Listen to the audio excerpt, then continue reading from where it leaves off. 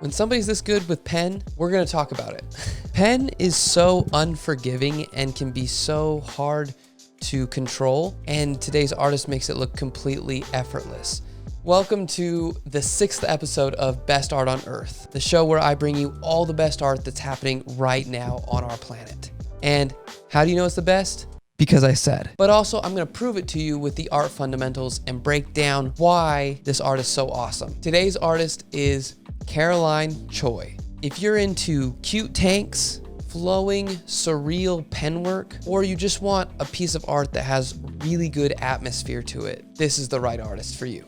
All of her work looks like a surreal dream that's underwater. When I saw this piece, I was like, this is the one. And every time I look at this piece, there's something new that I notice. So I'm gonna take this piece and put it on my iPad, and we're gonna break down fundamentally why this is an amazing piece of art. So when you're working with pen, a lot of times it can feel really rigid or harsh, you know, being black or white.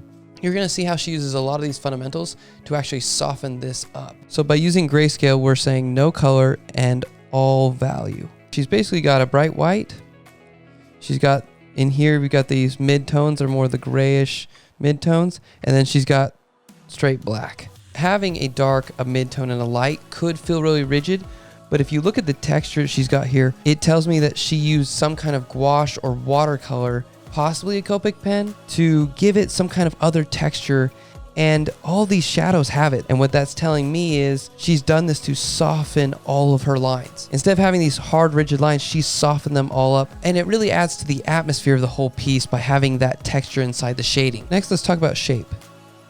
There's a lot of squares in this piece because of the canvases or the papers down here.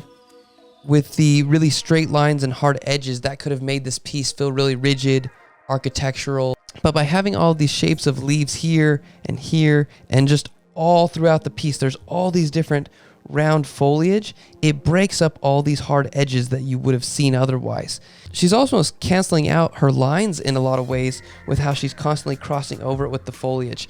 That really softens up the harshness that is pen work. Another thing she's doing with her value is she's actually making a really cool statement with her composition. By having this window come here and then having the light cut down, it's immediately pushing you to this 2/3 of the page, right where the focal point is, and creating emphasis. She wants you to look right here. She's also subliminally pulling you in a very, very sneaky way with perspective. If you look at where, here we can see a small line that goes down, so this is where the wall is. And if you can look at where not only the floor meets the wall here, and here you see the lines of the window light come to a point as well, which is such a sneaky way to have you look at this character here as the focal point when it's covered with so much foliage. You almost forget those lines are even there, but they are pushing you towards that. Now here's where the whole video gets turned on its head. If you haven't noticed yet, all these paintings in the back are technically parts of the dragon. I am not willing to admit how many times I looked at this painting before I noticed that. But the cool part is when you have such a strong emphasis, when everything's pointing in one direction, it actually allows you to hide stuff in plain sight. But not just the dragon is hiding in this piece. Through the texture of the leaves, she's also hidden the fact that if you look down here, there's a lot of foliage that's coming through the paper, springing up from her artwork. It's to the point where her artwork is mixing with her reality. In a lot of ways, that's like a metaphor for all of Caroline's work. Her art has so much beauty that it actually starts to come out of the page and add beauty to the world around it. It reminds me a lot of that part in Where the Wild Things Are, in Max's room, where the bed and all of the trees start to sprout and start to take over his reality. Very much has the same feel in this piece. Focal point was so strong in this piece. She actually could bend reality with these plants, and it doesn't immediately scream at you that anything is different or that is going wrong. It actually softly transports you somewhere and you don't even know it's happening. It actually lets you enjoy the feel of the fantasy, which is really cool.